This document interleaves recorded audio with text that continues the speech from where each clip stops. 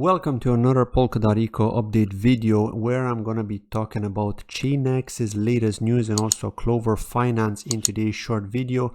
So just to quickly talk about the price, we can see it's doing pretty okay, right? It did have a major dump with the pullback of Bitcoin and the rest of the market.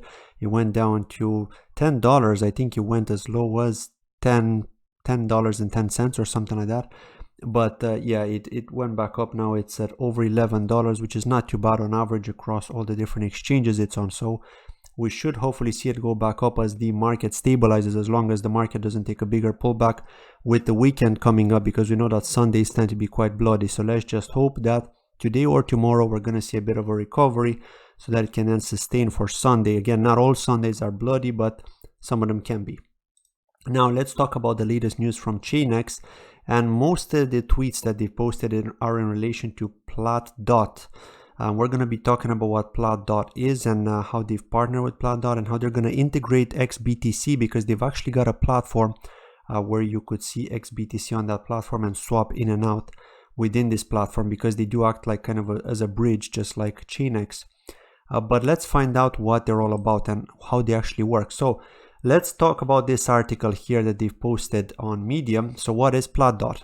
In the field of blockchain, a bridge is a connection that allows tokens or arbitrary data to be transferred from one blockchain network to another blockchain network. Cross-chain refers to the use of bridges to transfer tokens or arbitrary data from one block to another. The chain state is transmitted to another network.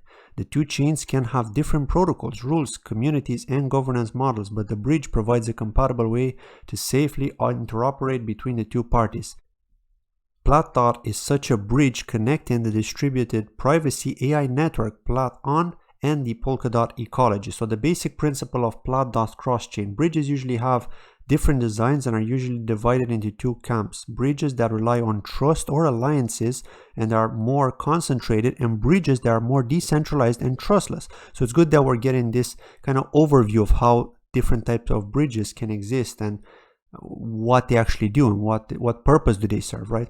Now, the first stage of PlatDOT, the witness mechanism, relying on a certain level of trust. So the cross-chain approach through witnesses is a typical representative of relying on trust. The notary mechanism is also called the witness mechanism. The notary mechanism is essentially an intermediary method, specifically assuming that the blockchain A and B themselves cannot directly interoperate. They can introduce a mutually trusted third party as an intermediary, and the mutually trusted intermediary will verify and forward cross-chain messages. The advantage of the notary mechanism is that it can flexibly support various blockchains of different structures, provided that the notary can access the information on the chain of related parties. But the disadvantage is that there is a risk of centralization.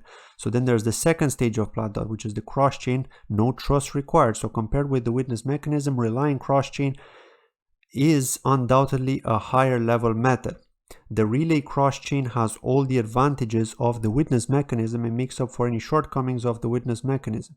It is the most ideal cross-chain method through the relay client. Everyone can submit block headers to light nodes and submit cross-chain messages for rewards. Through light nodes, transactions on another chain can be easily verified. Using a relaying cross-chain, users can enjoy extremely low handling fees and extremely fast cross-chain transaction speed, completely decentralized and trustless. However, the overall difficulty of relay cross-chain realization is the highest.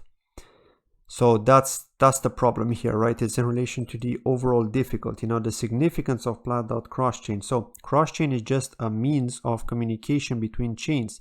The sole purpose of cross-chain is to integrate the resources of different blockchains, allowing different assets and different communities to communicate efficiently, providing more possibilities, generating more value, and realizing a better future. Therefore, only a cross-chain interconnection is not enough, because cross-chain is only a requirement of communication technology and it is kind of an infrastructure. So why did PlatDOT choose to cross-chain in two completely different ways? Well, security, efficiency, and scalability are the unbreakable triangles in the blockchain. There's a well-known thesis of distributed systems. If we look at the issue from a future perspective, with the research on cross-chain technology and the improvement of infrastructure, we can continue to improve performance and will break through a 0 point, meeting our needs. Just like the original internet and computers, they can only meet the needs of a few people at first, but with the development of technology, they can finally meet the needs of most people. So PlatDOT will not do something in the way of guarding the present and waiting for the future. Given its scale, it is not enough to only consider the realization of the technology. It is necessary to consider all aspects of the cost, including time cost, development cost, user cost, etc. In many immature conditions, PlatDOT chose the witness mode cross-chain approach. As time matures, PlatDOT will evolve into a two-way light node plus a relay cross-chain approach. So that's interesting, right? Because you have to remember that we're going to be using XBTC within the PlatDOT platform. I actually had a look at their testnet platform. You can actually find a link to it if you actually go through the articles within ChainX here on the Medium page. If you follow through, there's actually one on the testnet for PlatDOT. I think it's pronounced PlatDOT or PlayDOT. I'm not sure. I think it's PlatDOT. And yeah, it's going to be interesting to see how they're going to basically cooperate and also function together, right? At the end of the day, it's all about the functionality and getting things to work and making it easier for those assets, at least for Bitcoin at the beginning, because we're going to have Bitcoin swapping to XBTC to be able to use it within the Polkadot ecosystem.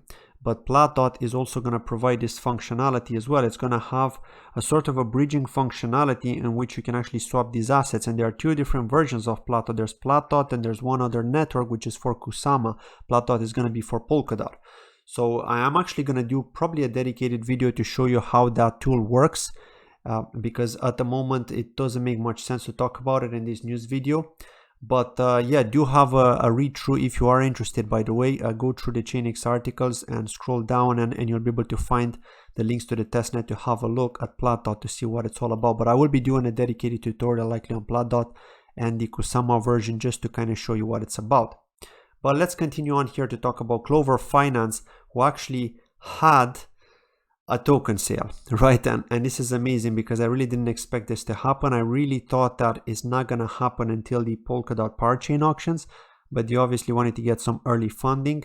They have some interested parties, so those parties got into the token sale and it sold out very, very quickly.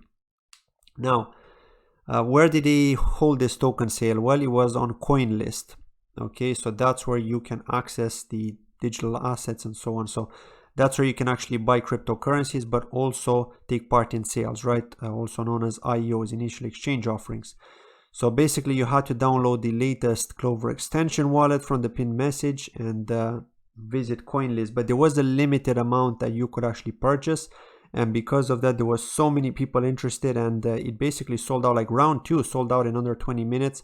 And then they said that round 3 will be starting at 8 o'clock UTC. This was 21 hours ago. So that's yesterday, and then they've announced that round 3 has sold out in under 1 hour. So yeah, that's crazy. And we did find out something new, because I was always wondering if Clover Finance are going to use the same name on the Kusama network for their canary network as they are doing on Polkadot, right? But no, they're not. They're not going to use the same name. It's actually going to be called Sakura, as you can see here with the ticker symbol SKU. So yeah, basically they're giving us the hint here in this tweet when they're saying they're looking forward to the Kusama network auctions next for Sakura with the SKU ticker symbol here. So just be careful not to get scammed, by the way, with any projects pretending to be SKU and DMing you on Telegram saying that they're holding some sort of token sale. It's not going to happen until the Kusama parachain auction. So just be really careful with that, not to fall victim for any of those folks.